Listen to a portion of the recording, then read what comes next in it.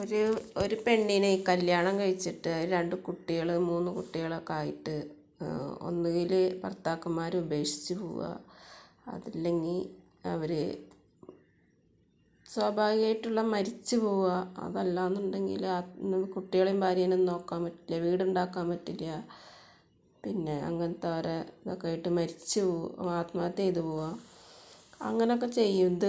ഭർത്താക്കന്മാരങ്ങനെ ചെയ്ത് കഴിയുമ്പോൾ സ്ത്രീകൾക്ക് പെണ്ണുങ്ങൾക്ക് ഒരു 2 3 കുട്ടികളുണ്ടെച്ചെങ്കിൽ അവരെ നോക്കാതിരിക്കാൻ യാതൊരു നിവൃത്തിയില്ല. അവരെ ഉപേക്ഷിക്കാനോ അല്ലെങ്കിൽ അവരുടെ കാര്യങ്ങളൊന്നും മൈൻഡ് ചെയ്യാതെ വേറൊരു ഭർത്താവിനെ തേടി പോകാനോ ഒന്നും ചില പെണ്ണുങ്ങൾക്ക് ചിലപ്പോൾ അങ്ങനെയൊന്നും സാധിച്ചെന്ന് വരില്ല. അപ്പോൾ അവളെന്ത് സ്വാഭാവികമായിട്ടും ആ കുഞ്ഞുങ്ങളെ വളർത്താൻ വേണ്ടി എന്തെങ്കിലുമൊക്കെ ഒരു ജോലിക്ക് പോകേണ്ട ഒരു അവസ്ഥയൊക്കെ വരും. എന്തെങ്കിലും ഒരു ജോലി ചെയ്യേണ്ട ഒരവസ്ഥ വരും. അപ്പോൾ ആ ജോലിക്ക് പോകുമ്പോൾ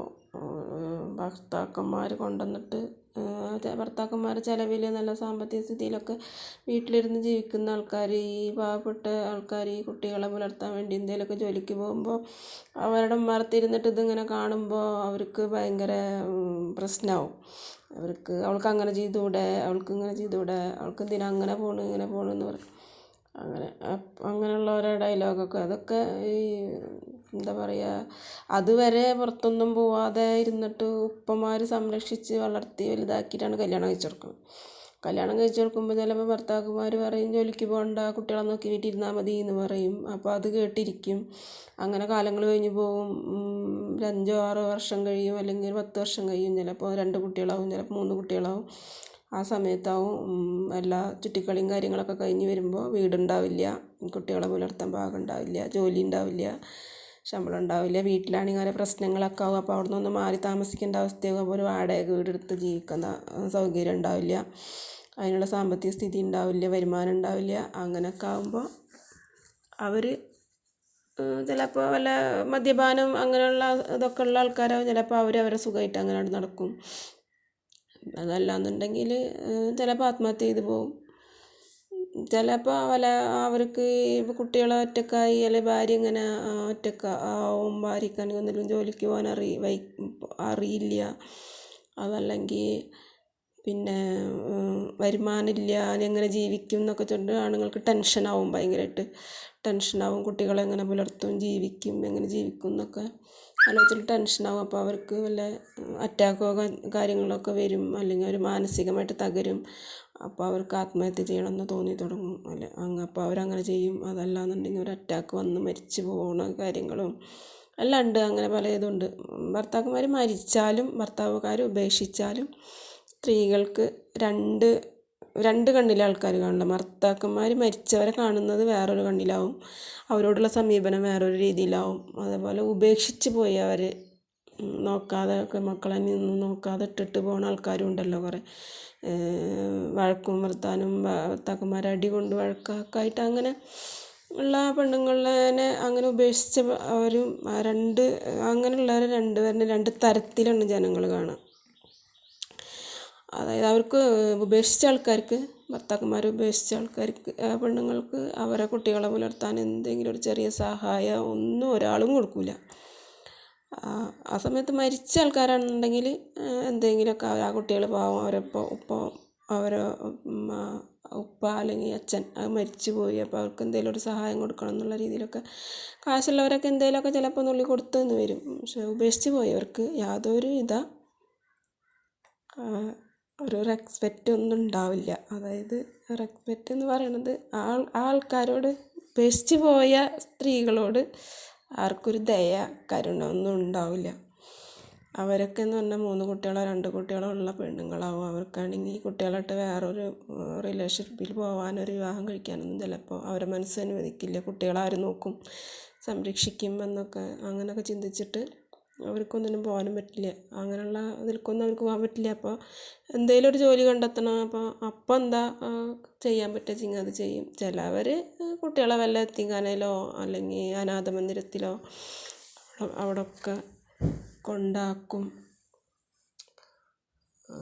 എന്നിട്ട് അങ്ങനെ അവരവരുടെ ഒരു ജീവിതമാർഗം മാത്രം നോക്കി നടക്കുന്നവരുണ്ട്. ചിലർക്ക് അതിനും മനസ്സ് വരില്ല. കുട്ടികളെ ഒരു അനാഥ മന്ദിരത്തിൽ കൊണ്ടാക്കാനൊന്നും ചിലപ്പോൾ കുട്ടികളെ അങ്ങനെ കൊണ്ടാക്കാനും ചിലർക്ക് മനസ്സ് വരില്ല. അപ്പോൾ എന്ത് കഷ്ടപ്പാടായാലും ഉള്ളത് കുടിച്ചിട്ട് ഞങ്ങളുടെ എൻ്റെ കുട്ടികൾ എൻ്റെ കൂടെ തന്നെ നിന്നോട്ടെ എന്നുള്ള ആൾക്കാരും ഉണ്ടാവും. അപ്പോൾ അങ്ങനെയുള്ള ആൾക്കാരും ഉണ്ടാവും. അപ്പോൾ എന്താ വെച്ചെങ്കിൽ ഈ ഉപേക്ഷിച്ച് പോയവർക്ക് എപ്പോഴും ഒരു സഹായം, ഒരു 100 രൂപ ഒരാളടുത്ത് കടം പോയി ചോദിക്കാൻ പോലും പറ്റില്ല.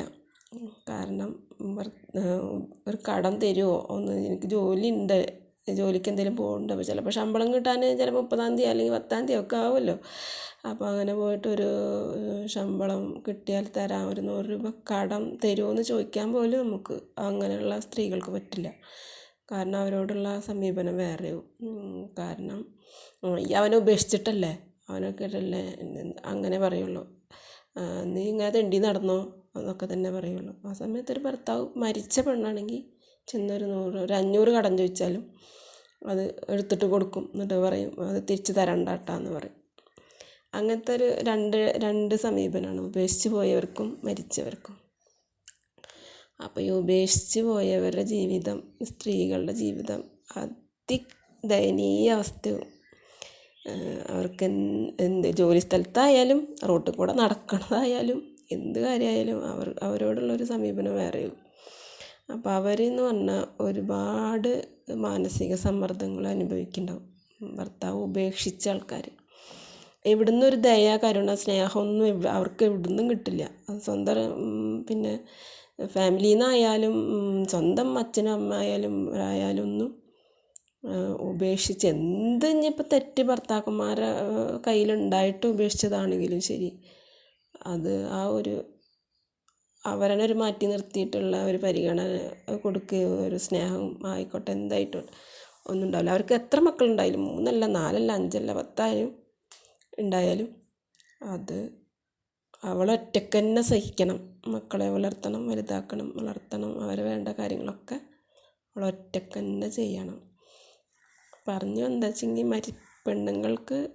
പെണ്ണുങ്ങളുടെ കാര്യം ഭർത്താക്കന്മാർ മരിച്ചവരുടെയും ഉപേക്ഷിച്ചവരുടെയും സ്ഥിതിഗതികൾ രണ്ട് തരത്തിലാണ്. ജീവിതം അങ്ങനെ ഭർത്താക്കന്മാർ മരിച്ചിട്ട് 3 കുട്ടികളായിട്ടൊക്കെ ഒരു കാലത്ത് ഒരു ജോലിക്കും പോവാതെ വളർത്തി വലുതാക്കി ഒക്കെ നല്ല നിലക്ക് ജീവിച്ച് വരുന്ന ആൾക്കാരുണ്ട്, ഒരു പണിക്കും പോവാതെ. പക്ഷെ ഭർത്താക്കന്മാർ ഉപേക്ഷിച്ചിട്ട് പോയ പെണ്ണുങ്ങൾക്ക് ഒരു ജോലിക്ക് പോയാൽ പോലും സ്വന്തമായിട്ടൊരു വരുമാന മാർഗ്ഗം ഉണ്ടെങ്കിൽ പോലും ജീവിക്കാനോ കുഞ്ഞുങ്ങളെ വളർത്താനൊക്കെ ഭയങ്കര കഷ്ടപ്പാടാണ്.